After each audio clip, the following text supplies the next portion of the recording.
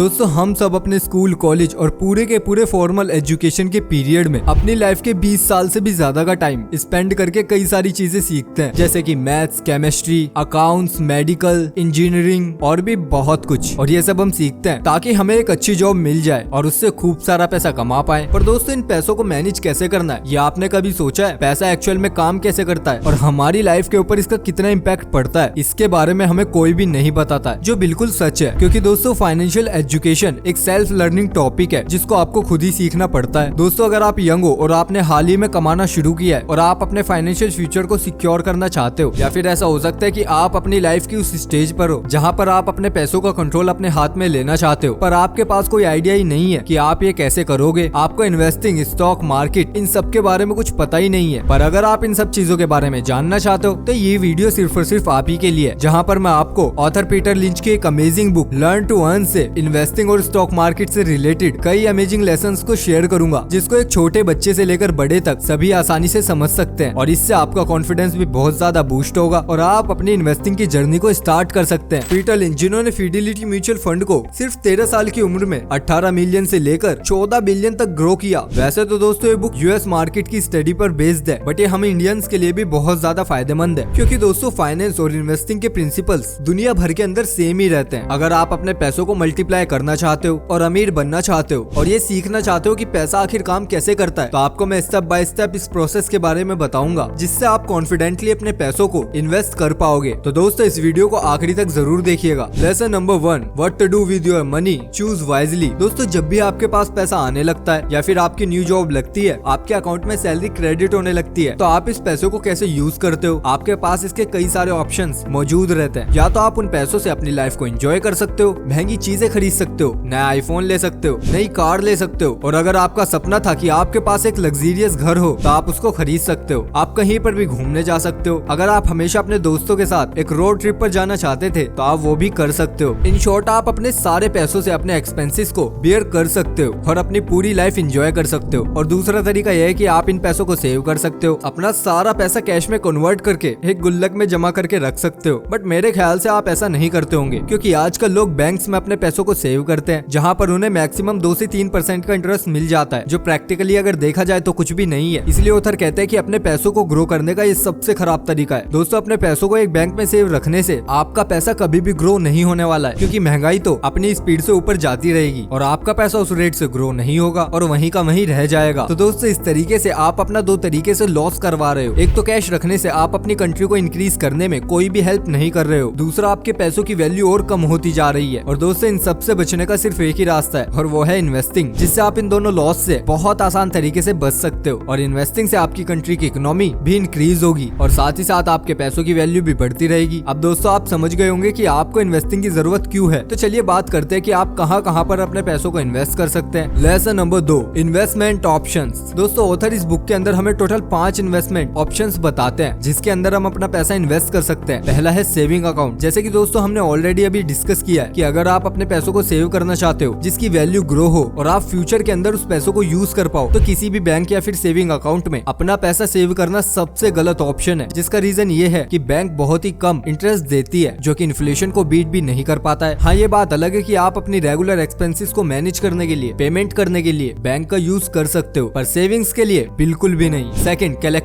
Collectibles यानी कि कुछ ऐसी चीजें खरीद कर रख लेना जिनकी वैल्यू आपको लगता है कि फ्यूचर में इंक्रीज हो सकती है और आप उनको बेचकर प्रॉफिट कमा सकते हो। अब दोस्तों किसी भी चीज की वैल्यू इंक्रीज क्यों होती है, ऑथर इसके 2 रीजन देते हैं। पहला तो ये है कि वो चीज ज्यादा डिजायरेबल हो जाती है, लोग उसकी ज्यादा डिमांड करने लग जाते हैं और वो चीज जिसके भी पास होती है वो उसको हाई प्राइस में सेल कर सकता है। जिसका सबसे बेस्ट एग्जांपल है 1962 में रिलीज हुई स्पाइडरमैन की सबसे पहली comic book amazing fantasy number 15, जो उस टाइम पर 12 सेंट्स की बिक रही थी और अभी रिसेंटली उसको किसी ने हेरिटेज ऑक्शंस में $3.6 मिलियन में सेल किया है, क्योंकि उसने कई सालों तक इस ओरिजिनल कॉमिक को परफेक्ट कंडीशन में रखा हुआ था। और साथ ही आज के टाइम पर स्पाइडरमैन एक बहुत ही फेमस कैरेक्टर है, तो यही कारण था कि वो इस कॉमिक को इतने हाई प्राइस में सेल कर पाया। सेकंड रीजन है इन्फ्लेशन। दोस्तों जब भी महंगाई बढ़ती है तो कुछ चीजें इतनी ज्यादा बढ़ जाती हैं जिनको सेल करने से आप प्रॉफिट बुक कर लेते हो। जैसे कि एग्जांपल के लिए अभी रिसेंटली क्रिप्टो बूम पर है और सिलिकॉन शॉर्टेज की वजह से कंपनियां ग्राफिक कार्ड को मैन्युफैक्चर नहीं कर पा रही हैं। इसलिए मार्केट के अंदर जिसके पास भी ग्राफिक कार्ड है वो हाई डिमांड और लो सप्लाई की वजह से अपने ग्राफिक कार्ड को बहुत ज्यादा हाई प्राइस में सेल कर रहे हैं। तीसरा है बॉन्ड। बॉन्ड। दोस्तों बॉन्ड में इन्वेस्ट करना ऐसा ही है जैसे कि आप किसी को कर्ज देते हो और वो आपको कुछ % इंटरेस्ट के रूप में बढ़ा के वापस देता है। ऐसे ही दोस्तों आप किसी पर्सन को उधार देने की बजाय गवर्नमेंट या फिर किसी प्राइवेट कंपनी को कॉन्ट्रैक्ट साइन करते हो जिसको आप एक फिक्स इंटरेस्ट रेट पर उधार देते हो, जिसको बॉन्ड कहा जाता है। दोस्तों इसके अंदर रिस्क कम होता है क्योंकि किसी भी सरकमस्टांसेस में कंपनी या फिर गवर्नमेंट को इंटरेस्ट रेट के साथ आपको पैसा वापस ही करना होता है। नंबर 4 है हाउसेज और अपार्टमेंट। दोस्तों एक अच्छी प्रॉपर्टी में अपना पैसा इन्वेस्ट करना आपके द्वारा लिया गया सबसे अच्छा डिसीजन हो सकता है बाकी सारी इन्वेस्टमेंट में से। इसके अंदर अच्छी बात यह है कि आप इसको खरीद कर यूज भी कर सकते हो, वहीं पर आपको इसका प्राइस बढ़ने का भी फायदा मिलता रहेगा, या फिर आप एक घर खरीद कर उसको रेंट पर भी दे सकते हो जिससे कि हर मंथ आपको एक अच्छी पैसिव इनकम भी आती रहेगी। पर दोस्तों अगर देखा जाए तो किसी भी एवरेज इंसान के लिए घर खरीदना एक बहुत ही मुश्किल टास्क है क्योंकि इसके लिए आपके पास बहुत ज्यादा पैसा मौजूद होना चाहिए जो हर किसी के पास मौजूद नहीं होता, स्पेशली उन लोगों के पास जिन्होंने अभी रिसेंटली अर्न करना शुरू किया है। वेल दोस्तों मेरे हिसाब से आपके लिए सबसे बेस्ट ऑप्शन है नंबर 5 यानी कि स्टॉक्स। दोस्तों ये सबसे बेस्ट ऑप्शन इसलिए है क्योंकि स्टॉक इन्वेस्टिंग में आपको बहुत ज्यादा अमाउंट की जरूरत नहीं है। आप बहुत ही कम पैसों के साथ अपनी इन्वेस्टिंग की जर्नी को स्टार्ट कर सकते हो। किसी भी कंपनी के स्टॉक को बाय करने का मतलब ये होता है कि आप उस पर्टिकुलर कंपनी के कुछ हिस्से को खरीद लेते हो यानी कि उसके मालिक बन जाते हो। जैसे दोस्तों आप कोई बिजनेस शुरू करते हो जहाँ पर आपको अगर प्रॉफिट हुआ तो वो भी आपका और अगर लॉस हुआ तो वो भी आपका। वैसे दोस्तों जिस भी कंपनी के अंदर आप इन्वेस्ट करते हो वो आपकी कंपनी बन जाती है, जहाँ पर प्रॉफिट हुआ तो भी आपका और लॉस हुआ तो भी आपका। इसलिए दोस्तों आपको जरूरत है कि आप एक ऐसी कंपनी के अंदर इन्वेस्ट करो जो फ्यूचर के अंदर सक्सेसफुल हो, जिसके अंदर आपका इन्वेस्ट किया हुआ पैसा फ्यूचर में आपको अच्छे रिटर्न्स दे सके। पर दोस्तों कौन सी कंपनी सही है और किस कंपनी के स्टॉक्स को खरीदना चाहिए ये हमें कैसे पता लगेगा? तो दोस्तों इसका जवाब आपको हमारे अगले पॉइंट में मिल जाएगा। लेसन नंबर 3, इन्वेस्ट योरसेल्फ और let someone invest for you. दोस्तों जब भी स्टॉक इन्वेस्टिंग की बात आती है तो लोग बहुत ही ज्यादा कंफ्यूज हो जाते हैं। बहुत सारी ऐसी टर्म्स होती है जो उनको समझ नहीं आती क्योंकि स्कूल और कॉलेज में तो कभी इसके बारे में सिखाया ही नहीं गया, या अगर सिखाया भी जाता है तो उसको प्रैक्टिकली रियल वर्ल्ड में कैसे अप्लाई कर सकते हैं इसके बारे में नहीं बताया जाता। इसलिए बहुत से लोगों को स्टॉक मार्केट के अंदर इन्वेस्ट करना एक बहुत ही बड़ा हेडेक लगता है। तो दोस्तों ऐसे लोगों के लिए म्यूचुअल फंड या फिर इंडेक्स फंड सबसे बेस्ट होता है। जो लोग इन्वेस्ट तो करना चाहते हैं पर उनको कंपनी की बैलेंस शीट समझ नहीं आती और ना ही उनको इसे समझने में कोई इंटरेस्ट है, इसलिए आप अपना पैसा एक म्यूचुअल फंड के अंदर इन्वेस्ट कर देते हो जो कि बहुत सारी कंपनियों के स्टॉक्स का एक कलेक्शन होता है, जिस फंड में बहुत सारे लोग इन्वेस्ट करते हैं और उसको एक फंड मैनेजर हैंडल करता है जिसके पास लगभग इन्वेस्टिंग की सारी ही नॉलेज मौजूद होती है। उनके पास वो सारे रिसोर्सेज अवेलेबल होते हैं जिसकी हेल्प से वो अपनी इंटेलिजेंस के अकॉर्डिंग अपना पैसा इन्वेस्ट करता है और इसमें आपको कोई मेहनत भी नहीं करनी पड़ती, जिसके बदले में वो आपसे थोड़ी सी फीस चार्ज करता है। पर दोस्तों ऐसा भी नहीं है कि आप किसी भी फंड में इन्वेस्ट कर दो। आपको फंड को चूज करने से पहले उसके बारे में भी रिसर्च करना बहुत जरूरी है, जैसे कि उस फंड का ट्रैक रिकॉर्ड क्या है, उस फंड का फंड मैनेजर कौन है और वो कितना पैसा कमीशन के रूप में ले रहे हैं। क्योंकि दोस्तों जाहिर सी बात है कि आप अपने खून पसीने से कमाया हुआ पैसा किसी और के हाथ में दे रहे हो। जो बंदा आपके लिए उसको स्टॉक मार्केट के अंदर इन्वेस्ट कर रहा है उसके पास आपसे ज्यादा नॉलेज हो सकती है, पर इसका मतलब ये बिल्कुल नहीं है कि आप उनके ऊपर आंख बंद कर भरोसा कर लो। आपका पैसा कहाँ पर इन्वेस्ट हो रहा है, वो कंपनी करती क्या है, आपको इन सब के बारे में अच्छे से पता होना चाहिए। तब जाकर आपको अपनी इन्वेस्टमेंट के ऊपर कॉन्फिडेंस होगा और आप लॉन्ग टर्म के लिए इन्वेस्टेड रहने पर मोटिवेट भी रहोगे। और साथ ही साथ आप खुद की फाइनेंशियल नॉलेज को भी इंक्रीज करना स्टार्ट कर दो, क्योंकि इससे दोस्तों आप पैसों को अच्छे से हैंडल कर पाओगे। उसके लिए आप इस तरीके की बुक्स को पढ़ सकते हो और अगर आपको पढ़ने में दिक्कत होती है तो उसका सबसे बेस्ट तरीका है कि आप ऑडियो बुक सुनो। दोस्तों ऑडियो बुक का फायदा ये होता है कि आप घूमते फिरते या फिर कोई भी काम करते हुए उसको सुन सकते हो। और दोस्तों इन बुक्स को सुनने के लिए आप कुकू एफएम को डाउनलोड कर सकते हो, जिसको डाउनलोड करने का लिंक आपको डिस्क्रिप्शन बॉक्स में मिल जाएगा। दोस्तों कुकू एफएम इंडिया का रीडिंग बुक प्लेटफॉर्म है जहाँ पर आपको 1000 आवर्स से भी ज्यादा का कंटेंट मिल जाएगा और कुकू एफएम के अंदर आपको हर एक लैंग्वेज में बुक्स मिल जाती है। तो दोस्तों अब इंग्लिश एक बैरियर नहीं है, आप अपनी कोई भी फेवरेट बुक अपनी भाषा में सुन सकते हो। Lesson number 4, picking your on stocks. अपने आप एक स्टॉक को पिक करना जहाँ पर आप कॉन्फिडेंटली इन्वेस्ट कर सको। दोस्तों इसके अंदर अच्छी खासी मेहनत लगती है। यहाँ पर आप पैसा कमाने की सोच रहे हो और आप ये बात तो बहुत अच्छे से जानते होंगे कि बिना मेहनत के पैसा नहीं कमाया जा सकता, और आपको ये बात जाननी होगी कि इस दुनिया के अंदर ऐसा कोई भी इन्वेस्टर नहीं है जिसका 100% विन रेट रहा हो। वेल दोस्तों इस सदी के ग्रेटेस्ट इन्वेस्टर वॉरेन बफेट ने भी अपने इन्वेस्टिंग करियर में बहुत सारी मिस्टेक्स की हैं, जिससे उन्हें बहुत ही ज्यादा लॉस मिला। इसीलिए किसी भी कंपनी के स्टॉक को चूज करते टाइम आपको बहुत ज्यादा ध्यान देने की जरूरत है। दोस्तों ऑथर हमें 5 तरीके बताते हैं जिससे कि हम स्टॉक को पिक कर सकते हैं। पहला है डार्ट मेथड, जहाँ पर आप रैंडमली किसी भी कंपनी को चूज कर लेते हो। ये ऐसा है कि जैसे आपके सामने बहुत सारी कंपनीज हैं और आप बिना किसी एक कंपनी को टारगेट किए हवा में ही तीर चला देते हो और तुक्के में वो जिस भी कंपनी पर लग जाता है आप उस कंपनी में अपना पैसा इन्वेस्ट कर लेते हो, जो सुनने में आपको बहुत ही अजीब लग रहा होगा। पर दोस्तों आप जानकर हैरान हो जाओगे कि कई लोग एक्चुअल में इस तरीके से ही इन्वेस्ट करते हैं। वो अपने फोन में अपने ऐप को ओपन करते हैं और कई सारी सारी कंपनीज में से किसी एक कंपनी को पिक कर लेते हैं और ये देखते हैं कि वो कंपनी तो अच्छा परफॉर्म कर रही है और बिना किसी और इन्फॉर्मेशन के वो उस कंपनी के अंदर इन्वेस्ट कर देते हैं। दोस्तों ऑथर कहते हैं कि इस मेथड का यूज करने से अच्छा है कि आप अपने पैसे किसी म्यूचुअल फंड के अंदर ही इन्वेस्ट कर दो। सेकंड मेथड है हॉट टिप्स, जहां पर आपका कोई करीबी दोस्त या फिर आपका कोई फैमिली मेंबर आपको किसी स्टॉक में इन्वेस्ट करने के लिए सलाह देता है और बिना किसी रिसर्च के आप अपने रिलेशन के ट्रस्ट पर अपना पैसा उसके अंदर इन्वेस्ट कर देते हो, जहां फोमो के चक्कर में आपको डर होता है कि अगर आपने इनकी बात नहीं मानी तो आप कई सारा पॉसिबल प्रॉफिट लॉस कर दोगे। बस यही सोचकर आप अपना कीमती पैसा किसी ऐसी चीज में इन्वेस्ट कर देते हो जिसके बारे में आपको कुछ भी पता नहीं होता। थर्ड है एजुकेटेड टिप्स। दोस्तों यहाँ पर आप ऐसे लोगों की बातों में आ जाते हो जो देखने में तो बहुत ज्यादा समझदार और एजुकेटेड लग रहे होते हैं, जैसे कि आपने टीवी या फिर इंटरनेट पर किसी को देख लिया जो आपको किसी कंपनी के स्टॉक्स को रिकमेंड कर रहा है। और हाँ दोस्तों, इसके अंदर यूट्यूब भी शामिल है। आप किसी ऐसे यूट्यूबर या फिर सेलिब्रिटी की बात सुनकर ये सोचते हो कि ये तो आपसे बहुत ज्यादा सक्सेसफुल और समझदार है और अगर वो आपको कोई स्टॉक लेने के लिए कह रहा है तो उसके पीछे जरूर कोई रीजन होगा जो हो सकता है कि सच में हो सकता है कि वो आदमी उस टाइम पर सही कह रहा हो। लेकिन दोस्तों एक्सपर्ट्स के रीजन चेंज होते रहते हैं जो आपको ये तो बता देते हैं कि किस स्टॉक में इन्वेस्ट करना है, पर दोस्तों जब इनको सेल करने की बारी आती है तो शायद आपको कोई खबर भी नहीं होती। Number 4, brokers buy list. Usually stock brokers अपने एक्सपीरियंसेस और रिसेंट ट्रांजेक्शन को अपडेट करते रहते हैं जिससे कि उनको ये पता चलता रहता है कि कौन सा स्टॉक मार्केट के अंदर ट्रेंड पर चल रहा है और कौन क्या खरीद रहा है, जिसको कम्प्लीटली एनालाइज करने के बाद ब्रोकरेज फर्म आपको रिकमेंडेशन देती है कि ये वाला स्टॉक खरीद लो, ये अच्छा चल रहा है, वो वाला स्टॉक खरीद लो, उसके रिटर्न बहुत ही ज्यादा अच्छे हैं और भी बहुत कुछ। यहाँ पर वो कंपनी के इनसाइड भी शेयर करते हैं कि उनकी फ्यूचर प्रोजेक्शन क्या है और आपको ये बताते हैं कि आपको बाय करना है या फिर sell. Number 5, doing your own research. Author इसको highest form of stock picking कहते हैं, जहाँ पर आप अपने एक्सपीरियंस और रिसर्च के बेसिस पर किसी कंपनी के स्टॉक को पिक करते हो और आप जितना ज्यादा उस कंपनी के बारे में जानोगे आपको बाकी लोगों के ओपिनियंस पर उतना कम डिपेंड रहना पड़ेगा। और ऑथर ये कहते हैं कि किसी भी कंपनी को पिक करने का सबसे बेस्ट तरीका है कि आप अपने आसपास ये देखो कि आप किन प्रोडक्ट्स का सबसे ज्यादा इस्तेमाल करते हो और कितने टाइम से करते आ रहे हो और वो किन कंपनीज के हैं, और बस उन कंपनीज के बारे में जानो और उनके अंदर इन्वेस्ट कर दो। फॉर एग्जाम्पल, आप छोटी छोटी चीजों पर ध्यान दो कि आप किस कंपनी के प्रोडक्ट का शैम्पू यूज करते हो, किस कंपनी का ऑयल यूज करते हो, आपकी दीवारों पर किस कंपनी का पेंट है, जिसका मतलब ये हो सकता है कि इन कंपनीज के प्रोडक्ट आप कई सालों से यूज करते आ रहे हो, यानी कि ये कंपनीज अच्छा परफॉर्म कर रही है और आप आगे भी इन्हीं के प्रोडक्ट यूज करने वाले हो। तो प्रोडक्ट के साथ साथ इन कंपनीज के बारे में आप और जानकर इन कंपनीज ने पास में कैसा परफॉर्म किया है और कंपनी कितना प्रॉफिट अर्न करती है, इनके फ्यूचर के प्रोजेक्शन क्या क्या है, इस कंपनी को कौन मैनेज करता है, इसके बारे में अच्छे से रिसर्च करके इनके अंदर आप इन्वेस्ट कर सकते हो। अब आता है lesson number 5, invest with discipline for very long term. दोस्तों हर किसी को एक मैजिक फॉर्मूला चाहिए, एक श्योरिटी चाहिए, जहाँ पर कोई भी उन्हें ये बता दे कि आपको ये करना है और आप अमीर बन जाओगे। पर दोस्तों मैजिक फॉर्मूला तो आप खुद ही हो। आपको चाहे कितनी भी नॉलेज मिल जाए, आपको कंपनी के बारे में सब कुछ समझ आ जाए, फिर भी अगर आप डिसिप्लिन होकर इन्वेस्ट नहीं करोगे तो आप कंपाउंडिंग के मैजिक को फील ही नहीं कर पाओगे, जहाँ पर आपका पैसा लिटरली मल्टीप्लाई होता है। हर किसी को ये लगता है कि वो एक लॉन्ग टर्म इन्वेस्टर है, पर जैसे जैसे उसके स्टॉक का प्राइस गिरने लगता है तो वो अपने स्टॉक को सेल कर देते हैं और एक मोमेंट में ही उनका लॉन्ग टर्म सक्सेसफुल इन्वेस्टर का माइंडसेट एक फेलियर में कन्वर्ट हो जाता है। कई बार लोग एक स्टॉक को बहुत अच्छे प्राइस पर खरीद लेते हैं, उन्हें लगता है कि इससे उनको लॉन्ग टर्म में बहुत अच्छे रिटर्न्स मिल सकते हैं और वो बहुत अमीर हो जाएंगे। और दोस्तों नो डाउट वो बिल्कुल सही सोच रहे होते हैं, पर जैसे कुछ मंथ में या फिर 1-2 सालों में उनका पैसा डूबने लगता है तब वो लॉन्ग टर्म के बारे में नहीं सोच पाते और वो इमोशंस में आकर अपना करोड़ों का लॉस करवा लेते हैं। तो दोस्तों प्रॉब्लम यहाँ पर आपकी थिंकिंग या फिर नॉलेज में नहीं है, प्रॉब्लम तो आपके डिसिप्लिन में। इन्वेस्टिंग से अपना फाइनेंशियल फ्यूचर सिक्योर करने में बहुत सारा पेशेंस और इमोशनल कंट्रोल चाहिए। आपको बहुत सारे सही डिसीजंस लेने होंगे, कई बार आप फेल भी हो जाओगे, आपको आपका पैसा डूबता हुआ भी नजर आएगा, पर अगर आप मेंटली स्ट्रॉन्ग रहते हुए लॉन्ग टर्म तक इन्वेस्टेड रहोगे तब जाकर आप फ्यूचर में अपनी डिजायर लाइफ अचीव कर पाओगे। तो दोस्तों मुझे लगता है कि आपको इन्फॉर्मेशन काफी अच्छी लगी होगी और अगर आपको इन्फॉर्मेशन पसंद आई तो प्लीज यार इस चैनल को सब्सक्राइब कर दो, वीडियो को लाइक कर दो। मिलते हैं बहुत जल्द आपसे अगली वीडियो में, तब तक के लिए बाय बाय, अपना ख्याल रखिएगा।